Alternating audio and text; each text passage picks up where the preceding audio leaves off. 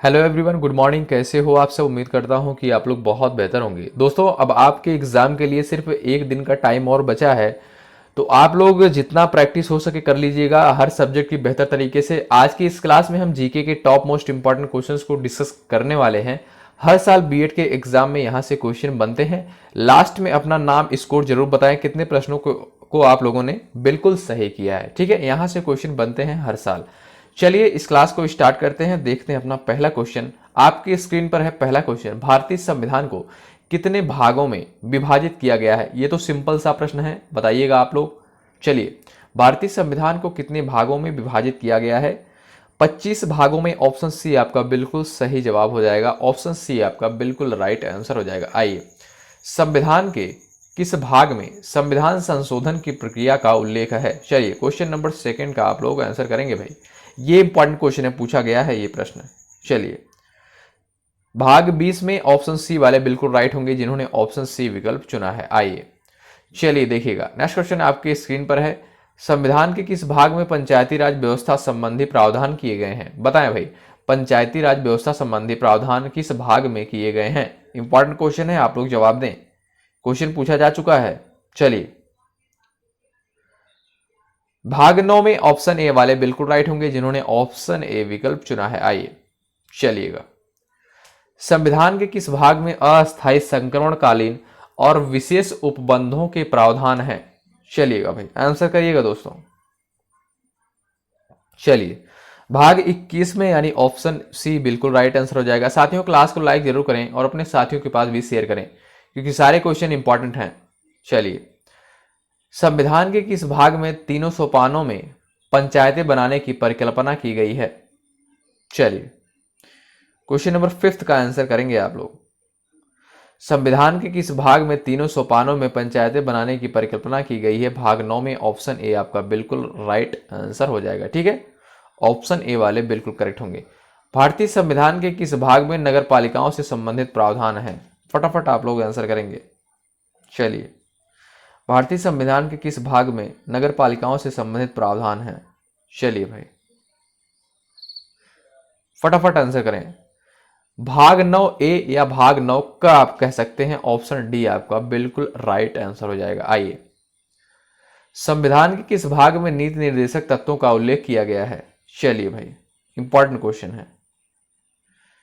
भाग 4 वाले बिल्कुल राइट हो जाएंगे जिन्होंने ऑप्शन बी विकल्प चुना है। ऑप्शन बी आपका बिल्कुल राइट आंसर होगा भाई। आइए, संविधान के भाग 1 में निम्न में से किसका वर्णन किया गया है? चलिए, साधारण सा प्रश्न है लेकिन इंपॉर्टेंट है, कई बार पूछा जा चुका है। संविधान के भाग 1 में किसका वर्णन किया गया है? संघ और उसका राज्य क्षेत्र, यानी ऑप्शन ए वाले बिल्कुल राइट हो जाएंगे। आइए चलिए, नेक्स्ट क्वेश्चन देखिएगा। संविधान के किस भाग में मूल अधिकार का उल्लेख मिलता है? चलिए, किस भाग में मूल अधिकार का उल्लेख मिलता है? भाग 3 ऑप्शन ए आपका बिल्कुल राइट आंसर होगा। आइए चलिए भाई, भारतीय नागरिकों के मूल कर्तव्यों का विवरण संविधान के किस भाग में दिया गया है? बताइएगा भाई। चलिए, मूल कर्तव्यों का विवरण संविधान के किस भाग में है? फटाफट आप लोग आंसर करें दोस्तों। भाग 4 क में, यानी ऑप्शन बी वाले बिल्कुल करेक्ट हो जाएंगे। आइए देखिएगा, यहां पर क्वेश्चन, अगला क्वेश्चन है आपकी स्क्रीन पर है। भारत के संविधान का भाग 4 किसके बारे में बताता है? चलिएगा भाई, भाग 4 किसके बारे में बताता है? चलिए, राज्य के नीति निर्देशक सिद्धांत, यानी ऑप्शन सी वाले बिल्कुल करेक्ट हो जाएंगे। आइए, संघीय कार्यपालिका की व्याख्या संविधान के किस भाग में की गई है? चलिएगा, फटाफट आप लोग आंसर करें। भाग 5 में, यानी ऑप्शन डी आपका बिल्कुल राइट आंसर होगा भाई। आइए साथियों, क्लास को लाइक जरूर करें। संविधान के किस भाग में नागरिकता का उल्लेख है? बताइएगा, संविधान के किस भाग में नागरिकता का उल्लेख किया गया है भाई? चलिए,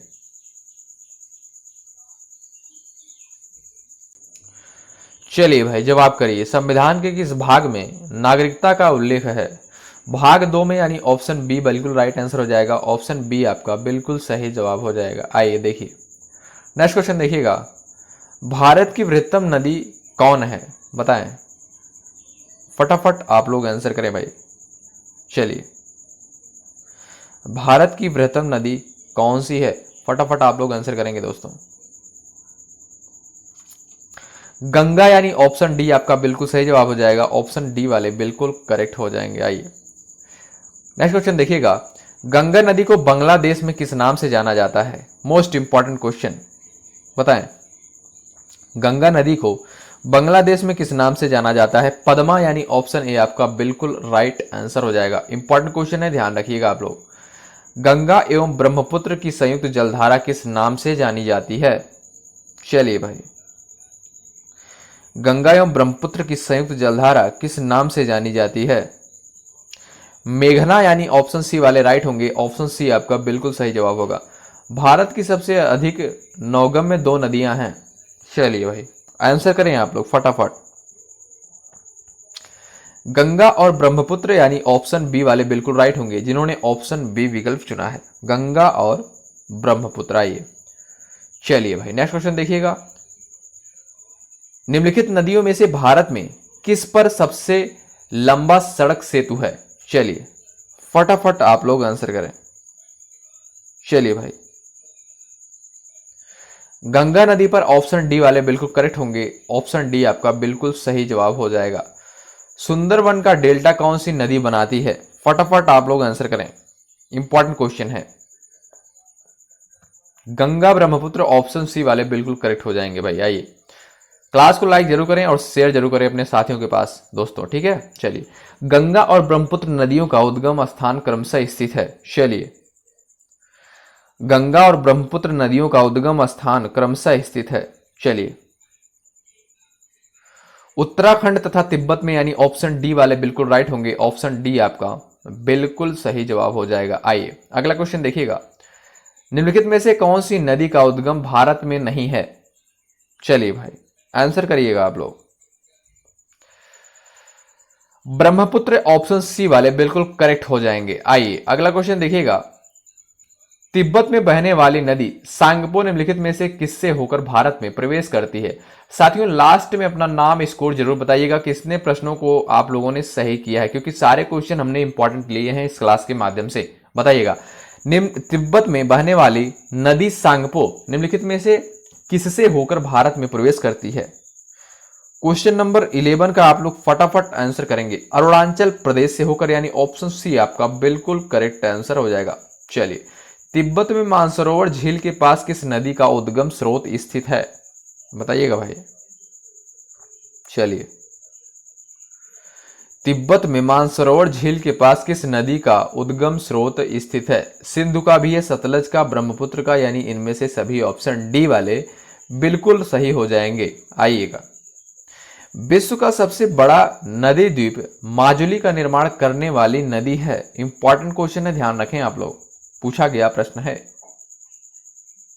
ब्रह्मपुत्र यानी ऑप्शन डी बिल्कुल राइट आंसर होगा। ऑप्शन डी वाले करेक्ट हो जाएंगे। आइए, निम्नलिखित में से कौन सी नदी दक्षिण से उत्तर की ओर प्रवाहित होती है? बताएं भाई, मोस्ट इंपॉर्टेंट क्वेश्चन है। कौन सी नदी दक्षिण से उत्तर की ओर प्रवाहित होती है? आइए भाई जवाब दीजिए। बेतवा वाले भाई बिल्कुल राइट होंगे, जिन्होंने ऑप्शन डी विकल्प चुना है। ऑप्शन डी आपका राइट आंसर हो जाएगा। आइए क्वेश्चन नंबर 16 देखिएगा, निम्न में से किस नदी को बिहार का शोक कहा जाता है? क्वेश्चन पूछा जा चुका है, इंपॉर्टेंट है, आप लोग ध्यान रखें इस क्वेश्चन को। चलिए भाई, कोसी को, यानी ऑप्शन बी वाले बिल्कुल राइट होंगे। ऑप्शन बी आपका बिल्कुल सही जवाब हो जाएगा। चलिए, निम्नलिखित नदियों में से कौन एक विनाशक नदी कहलाती है? इंपॉर्टेंट क्वेश्चन है, ध्यान रखें भाई। चलिए, ऑप्शन सी आपका राइट आंसर हो जाएगा, कोसी, यानी ऑप्शन सी आपका बिल्कुल सही जवाब हो जाएगा। आइए, निम्नलिखित में से कौन नदी बंगाल का शोक कहलाती है? चलिए आंसर करें आप लोग। दामोदर, यानी ऑप्शन डी आपका बिल्कुल सही जवाब हो जाएगा। आइए अगला क्वेश्चन देखिएगा, आपकी स्क्रीन पर है, आंसर करें आप लोग। वे दो प्रमुख नदियां कौन सी हैं जो अमरकंटक पठार से निकलती हैं परंतु वे अलग अलग दिशाओं में बहती हैं? आ जाइए भैया जवाब दीजिए फटाफट आप लोग। नर्मदा और सोन, यानी ऑप्शन सी आपका बिल्कुल राइट आंसर होगा। आइए, तवा किसकी सहायक नदी है? इंपॉर्टेंट क्वेश्चन है, ध्यान रखें। तवा किसकी सहायक नदी है? चलिए भाई आंसर करें आप लोग। तवा किसकी सहायक नदी है?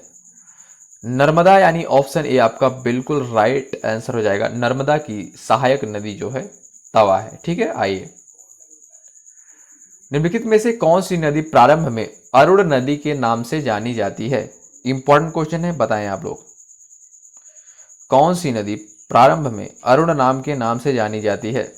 कोसी, यानी ऑप्शन बी आपका बिल्कुल करेक्ट आंसर होगा। याद रखिए सारे क्वेश्चन बहुत इंपॉर्टेंट हैं। उड़ीसा का शोक कहा जाता है, बताइएगा किस नदी को उड़ीसा का शोक कहा जाता है? चलिए महानदी वाले करेक्ट हो जाएंगे, ऑप्शन ए वाले बिल्कुल राइट हो जाएंगे। चलिए इंदौर के समीप स्थित जना पाव पहाड़ी स्रोत है, बताइएगा फटाफट आप लोग आंसर करिएगा। चंबल नदी का ऑप्शन बी आपका बिल्कुल सही जवाब हो जाएगा। आइए भारत की लवण नदी के नाम से जानी जाती है, बताइएगा भारत की लवण नदी के नाम से जानी जाती है लूनी, यानी ऑप्शन बी राइट आंसर हो जाएगा। इंपॉर्टेंट क्वेश्चन है, इस क्वेश्चन को आप लोग ध्यान रखिएगा भाई। ठीक है साथियों, इस क्लास के माध्यम से हमने 30 प्लस इंपॉर्टेंट जीके के टॉप मोस्ट इंपॉर्टेंट क्वेश्चन को डिस्कस किया था, जो कि बहुत महत्वपूर्ण है। हर साल बीएड के एग्जाम में यहाँ से क्वेश्चन बनते हैं, तो आप लोग इस क्लास को पूरा फॉलो करें और अपने दोस्तों के पास भी शेयर करें। अगर आप चैनल पर नए हैं जुड़ जाएं, सब्सक्राइब कर लें, बेल आइकन को प्रेस कर लें और अपने साथियों के पास भी जरूर शेयर करें, क्योंकि हमने बहुत इंपॉर्टेंट क्वेश्चन को डिस्कस किया था भाई। समय अब आपके पास बहुत कम बचा है, एक दिन का टाइम है, तो आप लोग ज़्यादा से ज़्यादा अपने हर सब्जेक्ट की प्रैक्टिस करिए। अब समय बहुत कम बचा है। ठीक है, बहुत बहुत धन्यवाद। जय हिंद, जय भारत।